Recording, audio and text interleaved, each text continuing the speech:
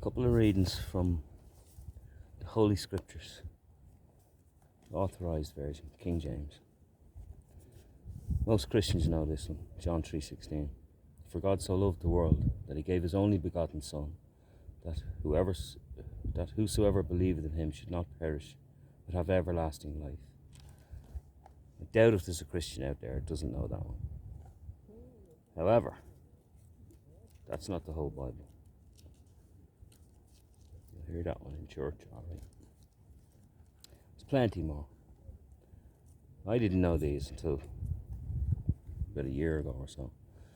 This is in the book of James, the epistle of James, brother of Jesus, chapter 4, verse 7 through 10. Submit yourselves therefore to God. Resist the devil and he will flee from you. Draw nigh to God and he will draw nigh to you. Cleanse your hands, ye sinners, and purify your hearts, ye double-minded. Be afflicted and mourn and weep. Let your laughter be turned to mourning and your joy to heaviness. Humble yourselves in the sight of the Lord, and he shall lift you up. Thank you, Lord. And then in the same epistle, James chapter 5, verse 7. Be patient therefore, brethren, until the coming of the Lord. Behold, the husbandman waiteth for the precious fruit of the earth, and hath long patience for it, until he receive the early and latter rain. And verse 8 as well. Be ye also patient, establish your heart, for the coming of the Lord dwelleth nigh. He's coming back. A lot of people, the church is not ready. The physical building of a church, them guys aren't ready.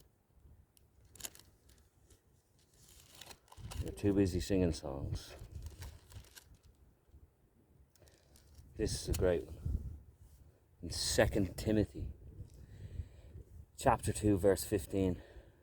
Study to show thyself approved unto God, a workman that needeth not be ashamed, rightly dividing the word of truth. It seems most Christians are going to church, they don't read their Bible. Not this one anyway, King James. That's the word that was given to us by God. Thank you, Father.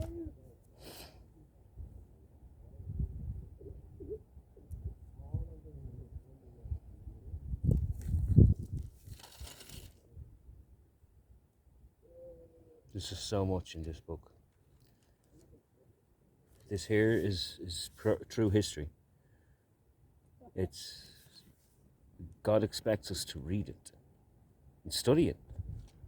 Study to show ourselves approved. He's a rewarder. He rewards you for those who diligently seek him. Thank you, Lord. Thank you, Jesus. People don't realize Jesus really did shed his blood for mankind. We need to turn to him.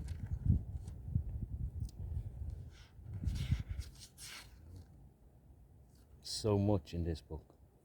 And I've just started. I've only started reading it. I've read it from cover to cover once, and I'm now reading it for the second time, the King James. I've read another translation before that.